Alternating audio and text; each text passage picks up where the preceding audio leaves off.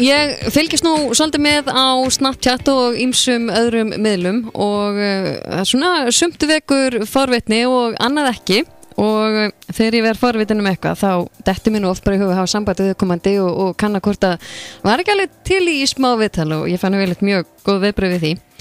Og ég datt inn á Snapchat fyrst og svo inn á Facebook á síðu sem heitir Engar öfgar og hún heitir Anna Þorsteinsdóttir sem að með bæði þessa Facebook síðu og Snapchat og hún komin á línuna hjá mér. Sæl og blessuð. Sæl. Já, ég aðeins búin að vera að fylgjast með þér inn á Snapchatinu og þú ert útskrifuð sem íþróttafræðingur frá Háskólanum í Reykjavík og hvað, ertu að klára mastersnám líka? Herðu, ég búin að klára mastersnám og útskrifaður Master of Education heilsuþjálfari og úr heilsuþjálfun og kennslu. Já. Þannig að það kláraði það núna í vor. Ok, og hvernig datt þér í rauninni hug að fara af stað með þessa síðu og þetta Snapchat? Þetta var langt umhugsunarferli því að það í ljósi þess að ég í rauninni að gefa vinnuna mína. Já. En svo svona í kjölfar þess hversu hratt ég sá allar þessar glansmynda Snapchat og síður vera svona mikið að auglýsa alls konar vöru sem að svona, hvað ég segja, á ekki við neina rök að styðjast. Já. Þá fannst mér vant einhverja mótsögn, einhverja gagnrýni. Eitthvað til að koma til mótsvið og ákvað því bara að slá til. En þú ert í rauninni samt ekkert að segja fólki það að ég get að kaupa eitthvað eða eitthvað svoleiðis, heldur bara að fjalla svolítið innihald í hinn og þessu? Já, og líka bara opna augum fyrir fólki að það má gagnrýna og að það má segja ég treysti þessu ekki alveg. Og ekki bara kaupa allt sem að einhver einn sölumaður segir, heldur leita sér að við horfum annar staðar frá. Nákvæmlega. En það greiðlega margir sem að senda þér fyrirspurnir hinar af þessar vörur og þú ferði yfir þetta? Já, ég reynir nú að svara eiginlega öllum, þótt að það sé nú svolítið erfitt svona þegar ég fæ marga fyrirspurnir. En ég líka reyni að svona heyra hvað fólk að segja, hvað þeim langar að það sé fjallað hvað vinsælt akkurat núna. Þetta inn svona einhver svona tískuvara sem að ég oft svona tek fyrir. Já. Og bara fjalla innihaldslýsinguna, hvort það sé eitthvað sérstakt við það, hvort þetta sé í rauninni bara eitthvað annað í öðrum umbúðum eða hvað í gangi.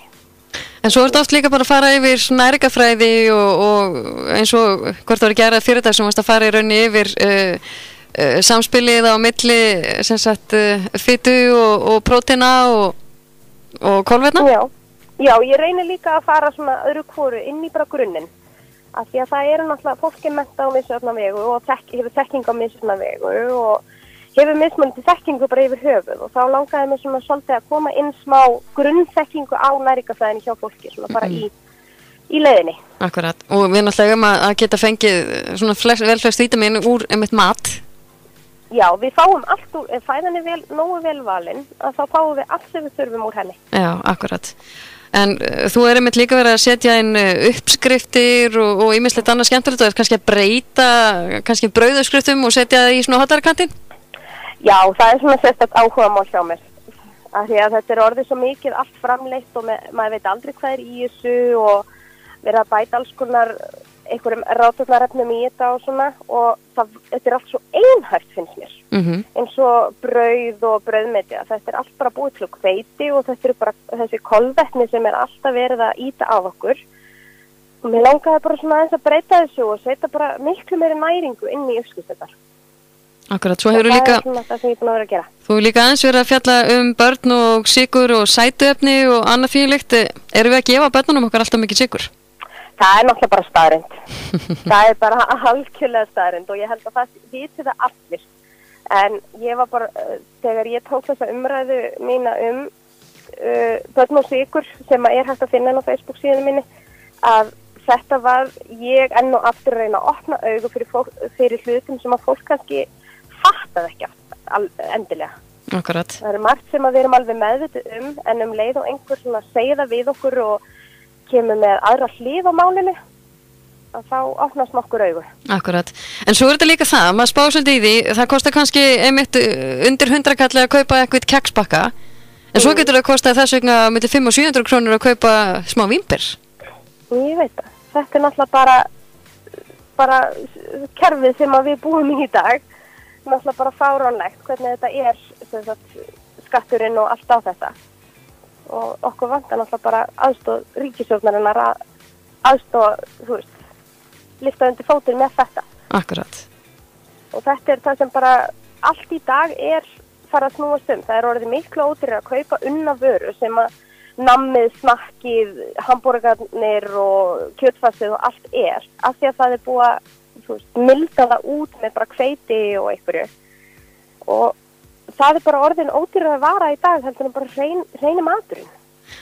Er orðin svolítið meira kvöllin hjá fólki að fá seinni vöru? Það er náttúrulega, fólki farið að opna svolítið augun og einmitt farin að leita út í þessar vörur einmitt, en það er bara stundum getur verið svolítið erfitt. Það er svolítið misskilningur hjá fólki að heilsuvara, bara venjulegu matur stýraði heldur en óholli maturinn. Það er bara ekki satt. Mér finnst ég verið að fann að sjá eitthvað örlítið merkt í búðum, svona, veist, beint frá bónda og eitthvað svona sem að maður sé samt pakkað inn frá sem sagt, fyrirtækjum. Já, það er algjörlega farið að aukast rosalega mikið og sérstaklega á Íslandi. Þannig að maður spáir... Fólk er farið að kaupa kjöti beint frá bóndanum bara. Já, ég veit, en ég er að sjá pakningar samt frá, sko, sölu aðilum, sko, inn í búðum og þá spáum maður einmitt í, er þetta hreint eða er þetta ekki hreint? Nei, en svo er þetta líka bara markaðssetning. Já. Það er bara, þú veist, það eru fagfólk sem að stuðla að þessari markaðssetning á svona vörum og þau vita nákvæmlega hvað markaðurinn vill og þau bara gera það sem markaðurinn vill. Akkurat. Það er bara, þú veist, þetta er allt í þeim markmiði til að selja. En þetta sumt er náttúrulega bara mjög flott og fínt og einmitt gott það að vita af þeim vörum, þess vegna er gaman að fylgjast með þér og svo náttúrulega annað kannski sem að maður hefði kannski vilja vita meira og maður er þá að fræðast um það. Já, það er algjörlega þannig og það verður líka að segja, og ég segi það mjög oft að það er flestir bara í lagi, en það er þessi hlutir inn á milli sem að þarf að aðeins að vekja athygli á. Já, ég hef meitt nýbúin að segja að við hefum meitt verið fjall barnavörur, eitthvað svona pakkavörur og þá hefum meitt sagður að þetta er bara mjög fínt en kannski í hófi. Já, fæðubótaefni fyrir börn. Já. Já, þetta er orðið svolítið, það er búið að markaðssetja fyrir okkur fullorðna fólki nú og fara í börnin okkar. Já. En þetta er eitt það sem að ég sé hvað helst á, sem sagt, einmitt Snapchat og hjá með öðrum svona og samfélagsmiðlum og það sé verið að íta undir hvað þetta er sniðugt að gefa börnunum sínum alls konar fæðubótaefni því að þetta er svo hollt og sniðugt og gott sem er bara ekkert staðreyndin. Nei, ég skilji. En það er rosalega gaman að fylgjast með þér og margt mjög fróðlegt sem að þú hefur fram að færa þannig að ég segi bara áfram þú. Já, takk fyrir það og bara rosalega gaman að fá að tala um þetta og segja frá. Já, nákvæmlega. Gaman að heyra í þér og við heldum áfram að fylgjast með. Já, glæsilegt, takk fyrir. Allt er fína. Já, bless.